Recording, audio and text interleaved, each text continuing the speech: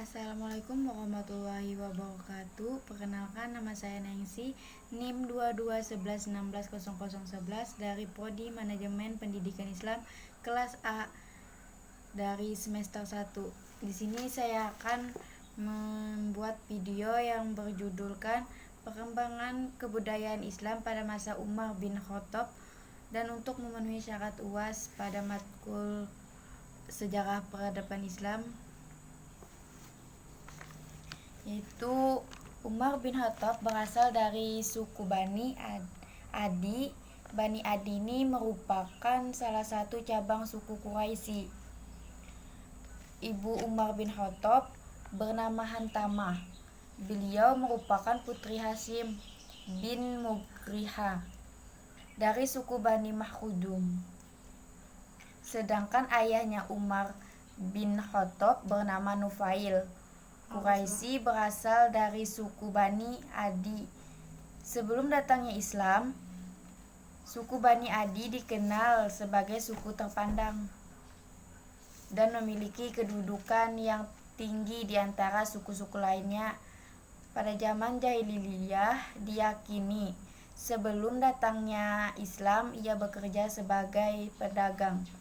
Umar menjadi wakil dari sukunya dalam menghadiri pertemuan-pertemuan penting dengan suku Arab lainnya.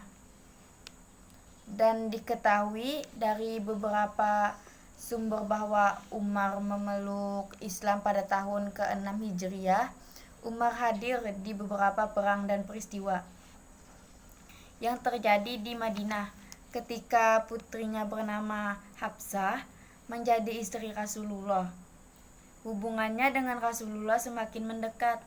Umar terkenal karena sikapnya yang pemberani, di mana ia tidak sama sekali mengenal rasa takut dan gentar, serta mempunyai ketabahan dan kemauan yang sangat keras, yang tiada mengenal bingung dan ragu.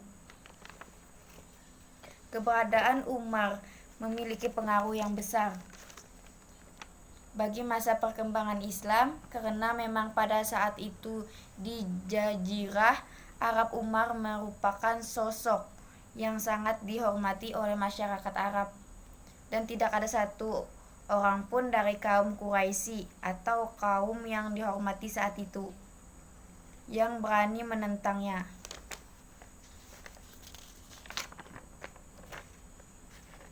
Dan ketika Umar resmi menjadi khalifah, Umar membuat pengumuman kepada kaum muslimin tentang apa saja kebijakan-kebijakan terkait perekonomian yang akan diterapkan pada pemerintahannya. Berikut adalah dasar kebijakan ekonomi yang diterapkan oleh Umar, yakni yang pertama adalah negara Islam yang mengambil kekayaan umum yang benar dan tidak mengambil harta karaj maupun fai yang diberikan oleh Allah Subhanahu wa taala kecuali dengan jalan yang benar. Kedua, yaitu adalah negara yang memberikan hak atau kekayaan umum dan tidak ada pengeluaran kecuali sesuai dengan haknya, serta negara akan memberikan subsidi untuk menutup hutang. Ketiga adalah yaitu negara tidak akan menerima harta kekayaan yang berasal dari pekerjaan kotor.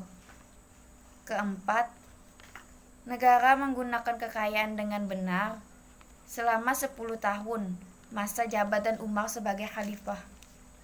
Beliau menjalankan sistem perekonomian yang berlandaskan atas keadilan dan kebersamaan, sehingga inilah yang menyebabkan ajaran Islam berada di puncaknya.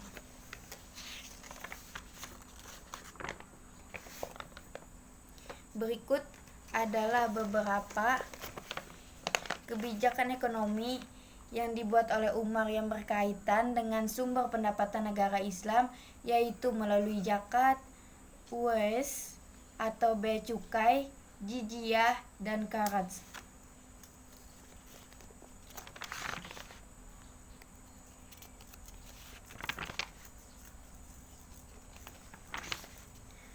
Dan adapun pengaruh kebijakan ekonomi Umar bin Khattab terhadap kesejahteraan masyarakatnya.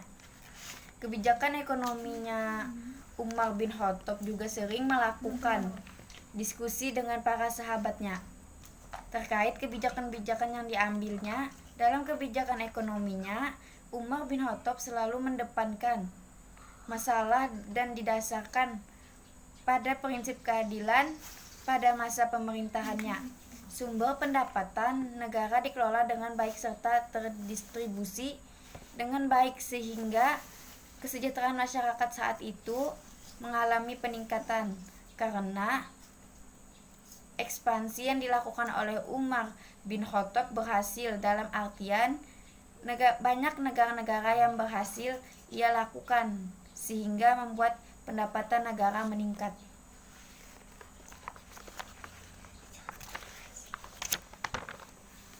Pada masa pemerintahan Umar bin Khattab hanya berlangsung selama 10 tahun. Pada saat rentangan waktu hanya 10 tahun tersebut, Islam berada di puncak keemasannya. Selain peradaban yang berada di puncak begitu, juga dengan perekonomiannya, beberapa kebijakan yang berkaitan dengan perekonomian yang dilakukan oleh Umar, yakni sumber asal pendapatan negara, baitul mal serta penempatan mata uang. Kebijakan-kebijakan ini yang bertujuan untuk menaikkan kesejahteraan masyarakat yang berada di berbagai wilayah Islam. Terwujudnya kesejahteraan rakyat waktu itu berkat pengelolaan serta pendistribusian asal pendapatan yang baik dan benar serta pengelolaan yang sangat baik. Dan juga asal pendapatan negara bersumber dari zakat, uwais, jizyah serta kharaj.